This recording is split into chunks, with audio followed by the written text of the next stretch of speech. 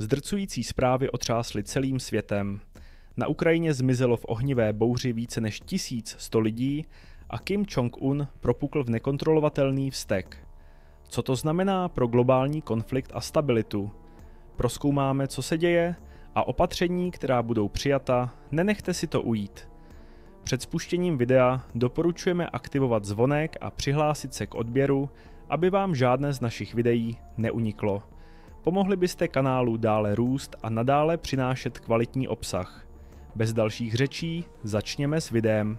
Zmizení a vojenská účast vojenské zapojení Severní Koreje do ukrajinského konfliktu se sebou přineslo řadu ničivých důsledků, zejména pokud jde o zmizení a ztráty severokorejských vojáků.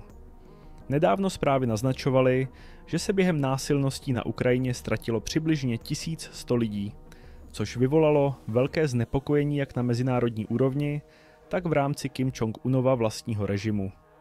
Od začátku války vyslala Severní Korea značný počet vojáků na podporu Ruska.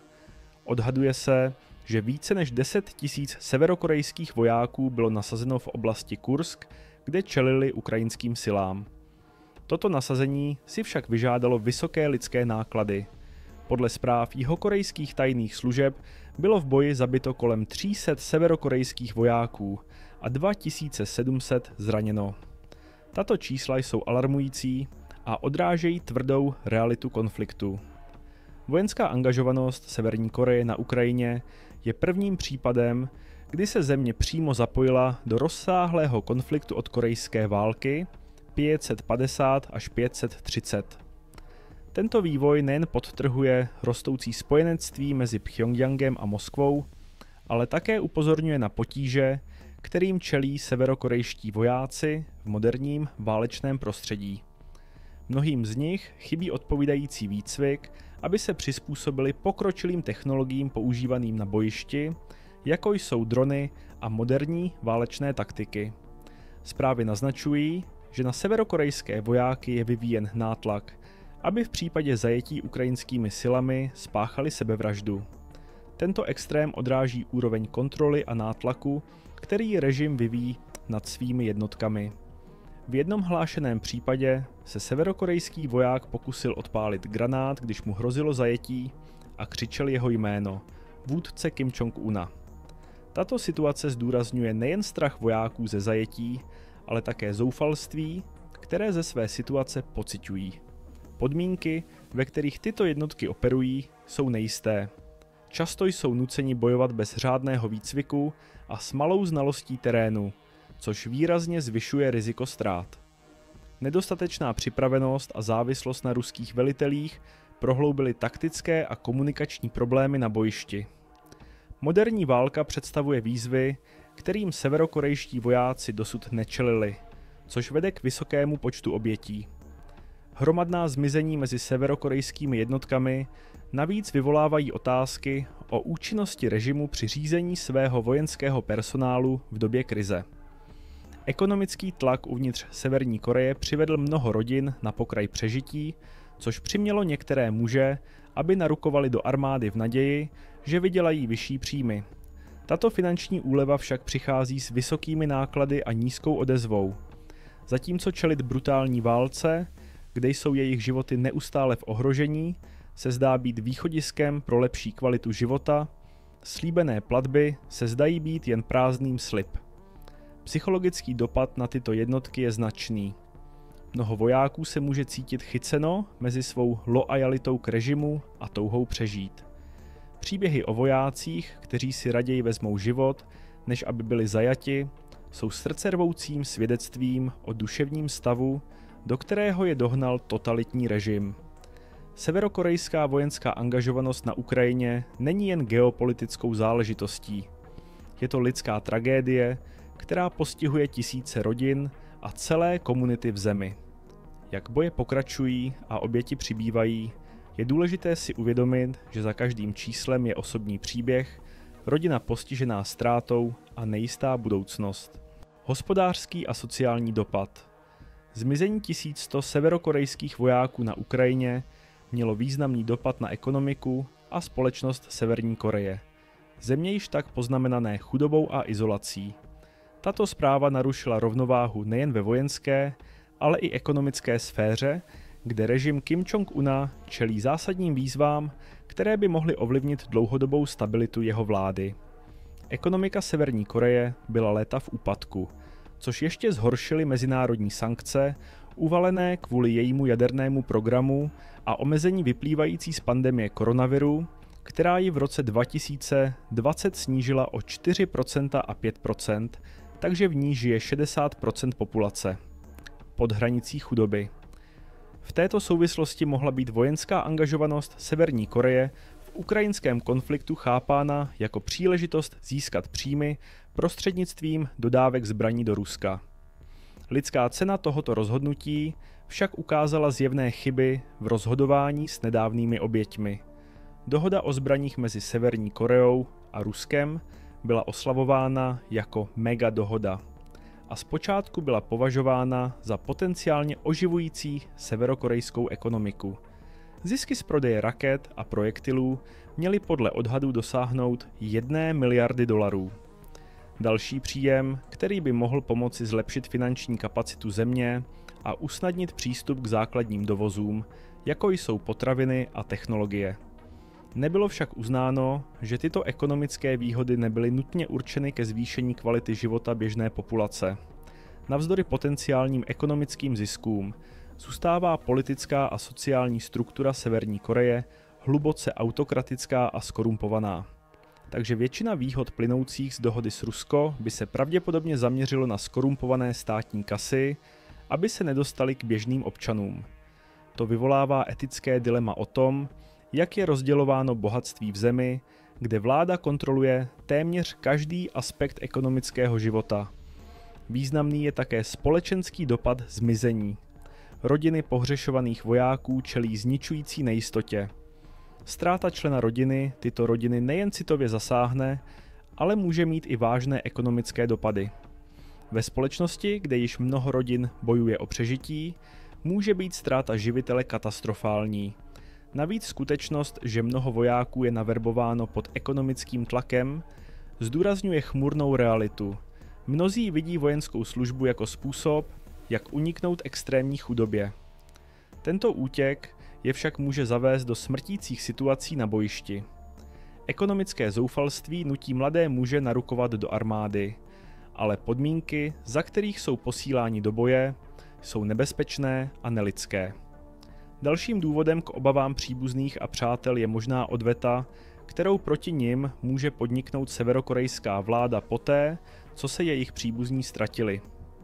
Jak boje pokračují a oběti mezi severokorejskými vojáky přibývají, pravděpodobně v zemi zaznamenáme zvýšený společenský tlak. Rodiny postižené zmizeními mohou začít zpochybňovat rozhodnutí režimu a jeho militaristický přístup. To by mohlo vést k rostoucí nespokojenosti mezi obyvatelstvem, což by pro Kim Jong-una představovalo další výzvu. Výslechy a výměny vězňů. Nedávné zajetí severokorejských vojáků na Ukrajině zdůraznilo složitou dynamiku výslechů a výměn zajatců ve válečném kontextu. Se zprávami o pohřešování severokorejských vojáků uprostřed konfliktu se situace stala ještě kritičtější.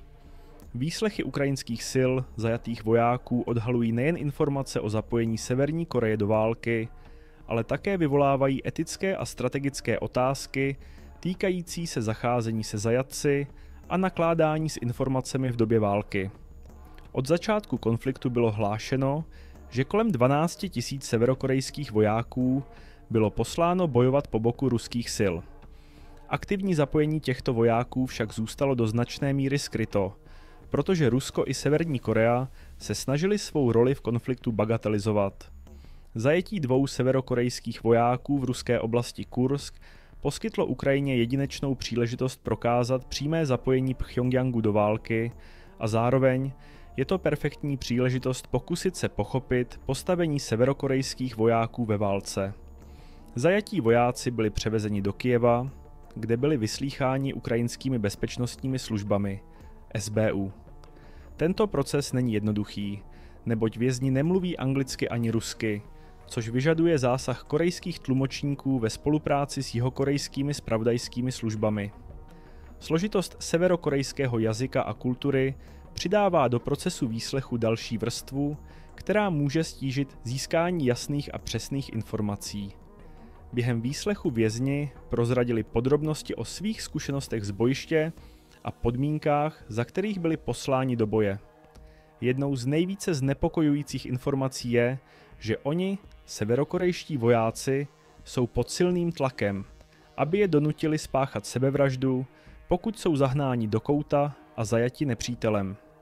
Tato politika odráží míru nezájmu o životy jejich mužů, kontrolu a psychologický nátlak vyvíjený severokorejským režimem na své vojáky a také zoufalou snahu zabránit tomu, aby se na světlo dostaly citlivé informace. Ukrajinský prezident Volodymyr Zelenský zdůraznil důležitost zatčení a prohlásil, že jde o nevyvratitelný důkaz vojenské podpory Severní Koreje pro Rusko. Zveřejnění těchto informací by mohlo mít významné důsledky pro mezinárodní vztahy a globální vnímání severokorejského režimu. Jak se to dělá, vzhledem k jeho aktivnímu zapojení do konfliktu, to pravděpodobně povede ke zvýšení diplomatického napětí mezi Severní Koreou a dalšími národy. Kromě výslechu byla nastolena i možnost výměny vězňů.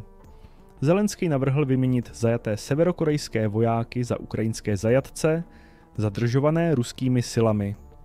Tyto typy vyjednávání jsou běžné v ozbrojených konfliktech a mohou být účinným způsobem, jak získat strategické výhody. Úspěch takových výměn však do značné míry závisí na ochotě Ukrajiny i Severní Koreje dosáhnout dohody, což by také vyžadovalo ruský souhlas kvůli dohodám mezi zeměmi a což nás vede k zamyšlení nad tím, jakou hodnotu by tito vojáci pro ruskou armádu měli nyní, když byli nejen zajati, ale také sdíleli informace. Dalším problémem je, že výměna vězňů by mohla představovat problém lidských práv pro zajaté vojáky, kteří by pravděpodobně byli mučeni nebo dokonce zmizeli, jakmile by byli ve své zemi. Výměna vězňů může být komplikovaným procesem, zvláště pokud se týká zemí s napjatými nebo nepřátelskými vztahy. V tomto případě Severní Korea oficiálně nepotvrdila své zapojení do konfliktu ani se k zajatým vojákům nevyjádřila. To naznačuje, že se Pchjongjang může snažit udržet si příznivý veřejný obraz a zároveň čelit vnitřním i vnějším tlakům. Baví vás video? Nezapomeňte, že můžete aktivovat zvonek a přihlásit se k odběru, abyste mohli zůstat naladěni na nadcházející videa na kanálu. Mezinárodní reakce zmizení 1100 severokorejských vojáků v ukrajinském konfliktu vyvolalo řadu mezinárodních reakcí, které odrážejí složitost současné politické situace po celém světě.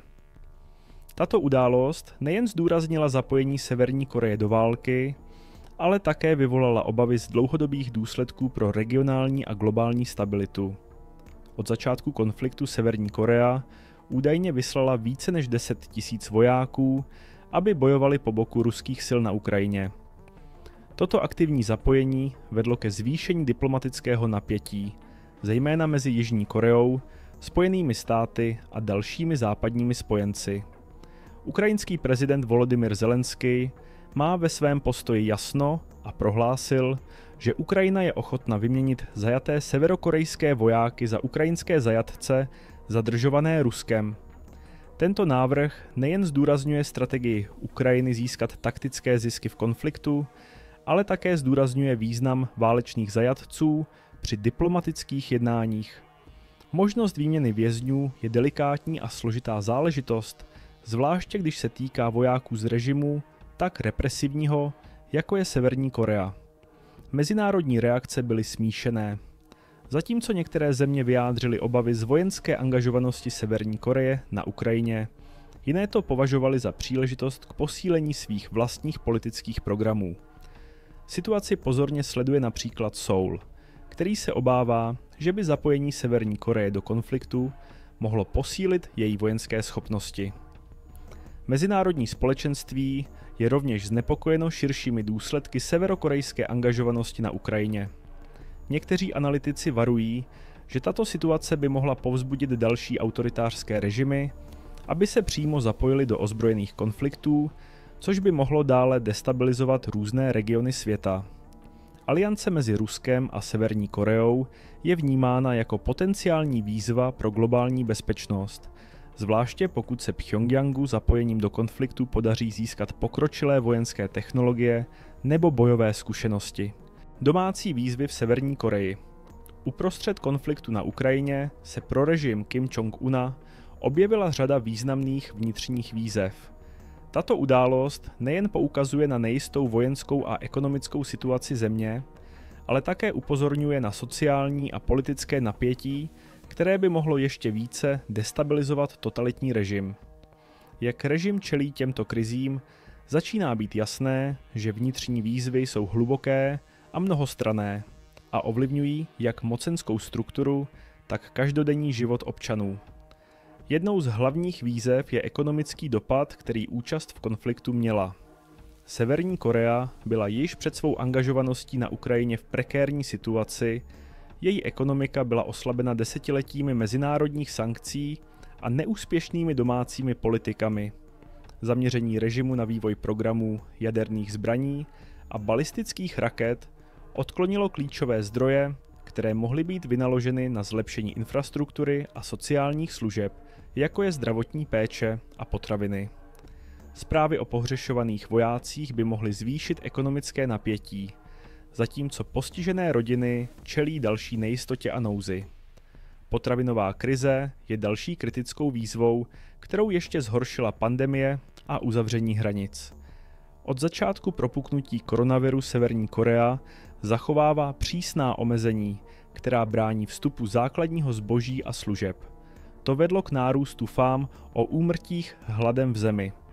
Neschopnost režimu garantovat právo na jídlo vedlo k rostoucí nespokojenosti obyvatelstva, která se mohla projevit protesty nebo sociálními nepokoji. Zmizení vojáků v zahraničí jen zvyšuje tlak na již tak křehký systém. Mění se i politická situace. Masové mizení vojáků by mohlo Kim Jong-una přimět k drastičtějším rozhodnutím k upevnění své moci. To by mohlo zahrnovat čistky v armádě nebo mezi jeho nejbližšími poradci jako způsob, jak odvrátit vinu za ztráty utrpěné na Ukrajině. Nedávná historie ukazuje, že Kim neváhá odstranit ty, které považuje za ohrožení své autority.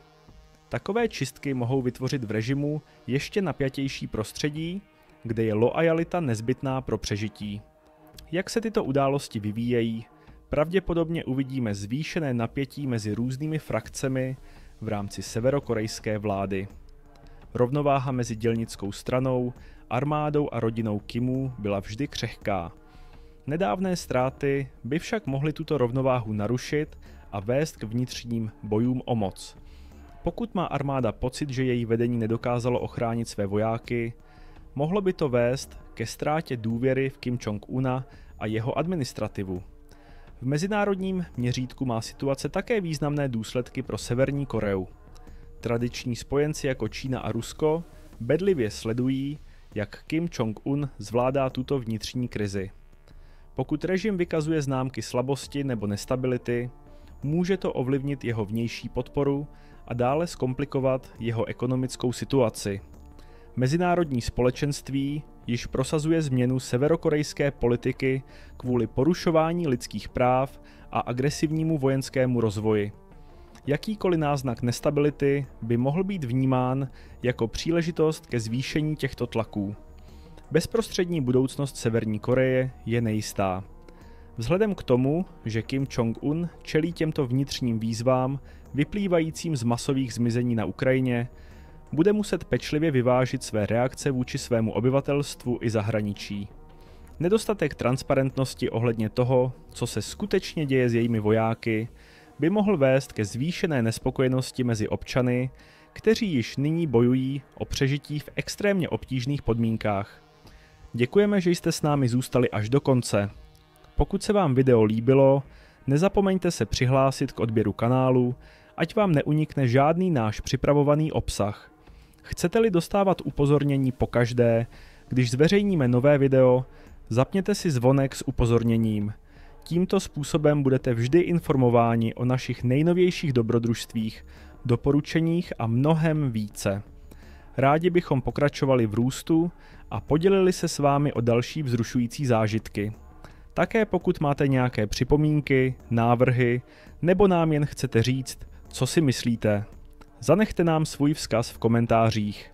Váš názor je pro nás velmi cenný a pomáhá nám každý den se zlepšovat.